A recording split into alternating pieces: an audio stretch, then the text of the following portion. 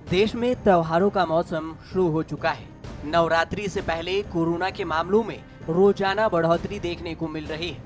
Corona के बढ़ते मामले को देखते हुए स्वास्थ्य मंत्रालय ने चेतावनी जारी करते हुए आगामी 3 माह तक लोगों से सतर्क रहने, भीड़ भाड़ वाले स्थानों पर जाने से बचने और त्योहार डिजिटल माध्यमों से मनाने की अपील की है।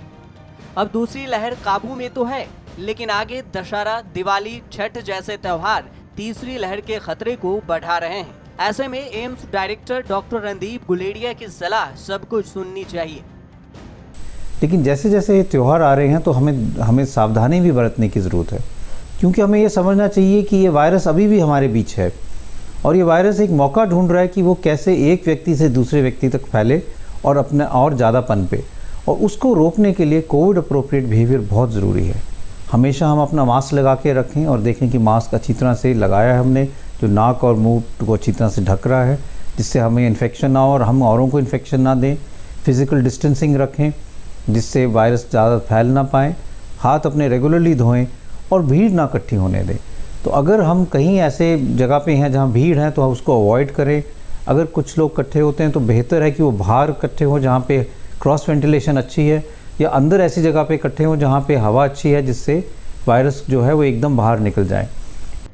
वहीं स्वास्थ्य मंत्रालय के संयुक्त सचिव लव अग्रवाल ने त्योहार और शादी के मौसम में सतर्क रहने की अपील करते हुए कहा कि अक्टूबर, नवंबर, दिसंबर में सतर्क रहें। स्वास्थ्य मंत्रालय ने आगे कहा कि कोरोना की दूसरी लहर अभी खत्म नहीं हुई है। भारत में अभी भी प्रतिदिन कोरोना संक्रमण के 20,000 से ज्यादा नए मामले सामने आ रहे हैं। इसलिए हम मौजूदा स्थिति को हल्के में नहीं ले सकते।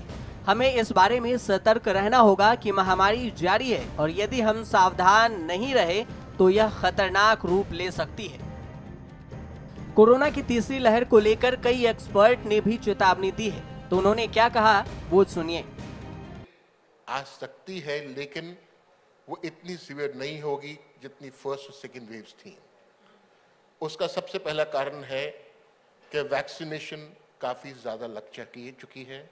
सरकार के पूरे प्रयत्न है कि वैक्सीन लगती जाएगी।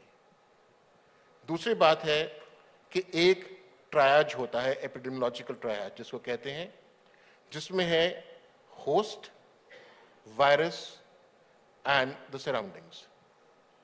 इन तीनों में से जो कि वायरस है वो तो म्यूटेट करता ही जाएगा। लोगों को ये डर नहीं होना चाहिए कि अगर थर्ड वेव आ गई तो हमारा क्या होगा। We have enough resistance in a way, but that does not mean we take away our mask. Coming to mutations, this is a random hit phenomena. जैसे मैं हेपेटाइटिस बी पे काम करता हूँ या सी पे काम करता हूँ तो लगता है कि भाई 10,000 बार वायरस मल्टीप्लाई करेगा, एक म्यूटेशन होगी। इसी तरीके से ये virus million trillion times multiply करता है तो हंड्रेड्स ऑफ म्यूटेशंस होंगी ही, और रैंडमली एक म्यूटेशन ऐसी होगी जो हमारी इम्यूनिटी को ब्रेक कर सकती है। It can come in this year, it can come next year, क्योंकि बच्चे हमारे अभी तक वैक्सीनेट नहीं हुए। तो मिडिल ऑफ नेक्स्ट ईयर तक ये खतरा है कि हमारे यहाँ कोई भी बच्चा बाहर गया हो, बाहर से आया हो, वैक्सीनेट नहीं हुआ हो तो वायरल म्यूटेंट्स आ सकते हैं।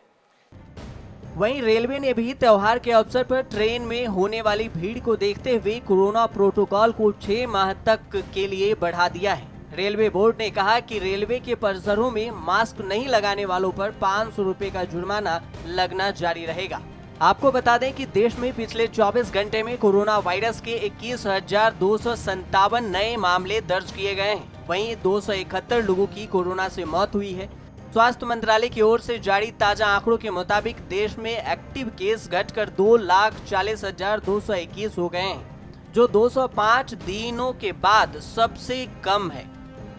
आंकड़ों के मुताबिक देश में अब तक कोरोना के 4,50,127 लोगों की मौत हो चुकी है। देश में अब तक कोरोना के 3,38,94,312 मामले आ चुके हैं। तो वहीं तीसरी लहर की आशंका के बीच वैक्सीनेशन का काम भी जारी है। अब तक कुल 93,17,17,000 से ज्यादा लोगों को वैक्सीन की डोज लगाई जा चुकी है। ब्यूरो रिपोर्ट, न्यूज तक।